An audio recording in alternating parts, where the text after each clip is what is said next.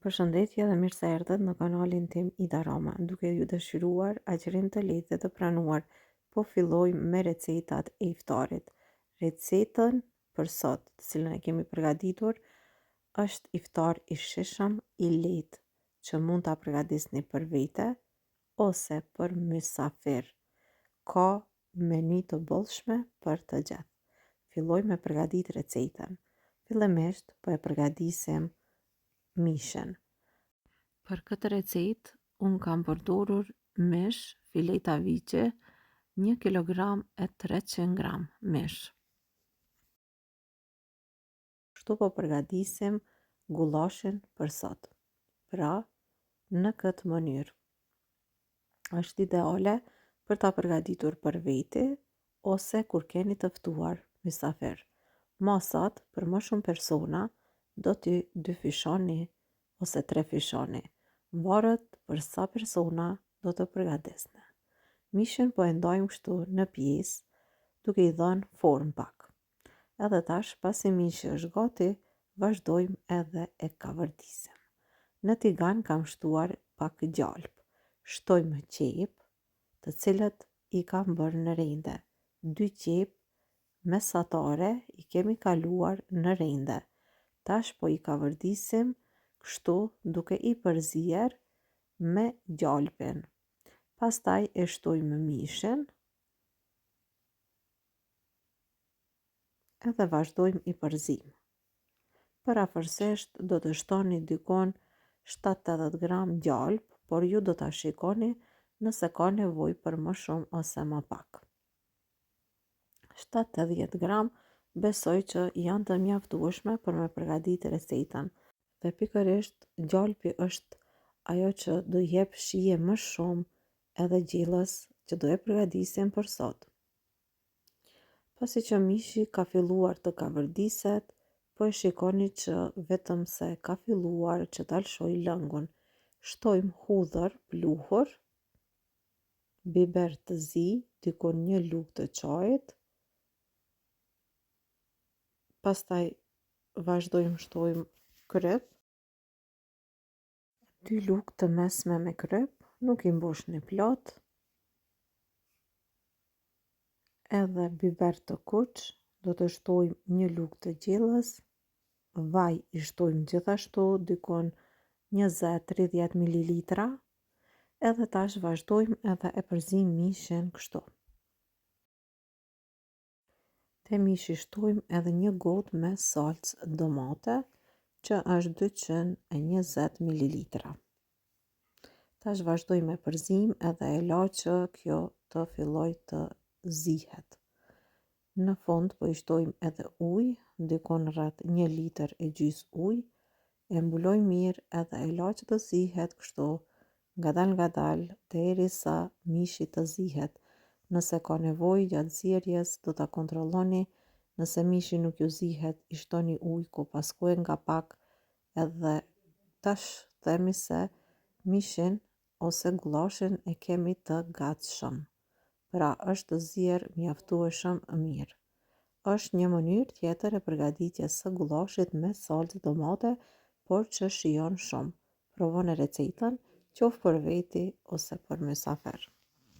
Këtë meny iftari kam vendosur ta shoqëroj edhe me fileta pule. Fileta të pulës unë do të marr dikon 6 fileta edhe ju shtoj veç nga pak veget ose melmesa, sepse mishi ka kryp pak hudhër, vetëm pak.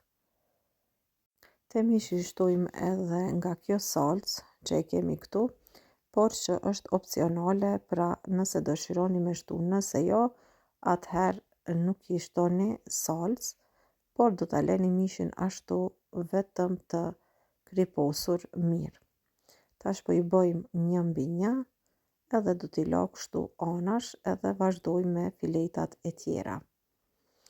Shtojmë në tigan pak vaj, do ta lë që vaji të filloj të nxehet. E pastaj do të vazhdojmë edhe do t'i fërgojmë filetat e pulës. Filetat janë të freskëta edhe këto shumë kollaj do të na kavërdisen, pra edhe marrin ngjyrë, por edhe shije kanë gjithashtu.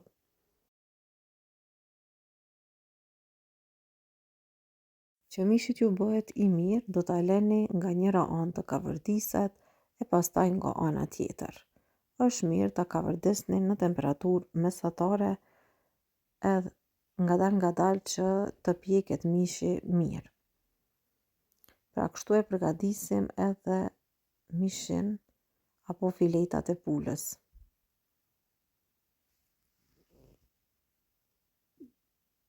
Dhe pasi që janë skuqur mirë nga të dyja anët, tash mund të themi se e kemi gati edhe mundemi me largu anash.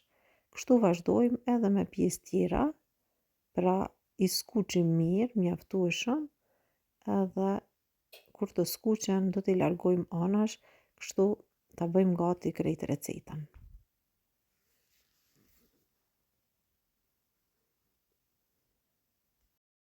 Për ta bërë pjatën më të plotë, do të përgatisim edhe patate dhe karrota. 4 deri në 5 patate që i kemi ndarë kështu në feta, jo dhe shumë të holla. 4 karrota gjithashtu i kemi ndarë si në video. Ta shtojmë edhe veget. Shtojmë gjithashtu pak rryp, vetëm pak hudhër pluhur, vetëm pak. Shtojmë kurry, pra erëza që japin aromë shije, por edhe ngjyrë patateve. Shtojmë edhe pak biber të zi, jo shumë, vetëm pak sa për t'i dhënë shije. Dhe gjithashtu shtojmë edhe vaj. Kështu i përgatisim patatet, po këto ju them se bëhen shumë të mira edhe të shishme. Do me thonë, patate me karrota së bashku i përzim mirë, edhe do t'i shtim në furrë për t'i pjekur në temperaturë 200 gradë. Edhe ashtu furrën do ta kemi të lirë kur e përgatisim këtë recetë. Në fund shtojmë 100 ml ujë. Edhe drejte në furrë.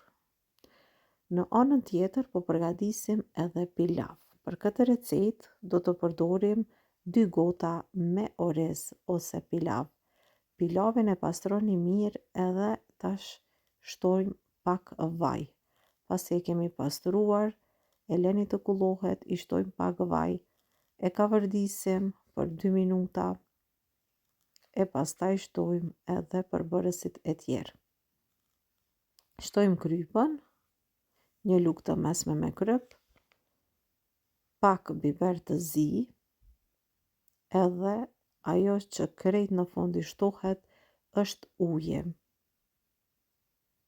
Për 2 gota orez do të përdorim 4 gota me ujë, ujë të ftohtë.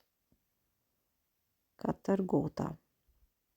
E përzim edhe presim që të filloj të vloj uji.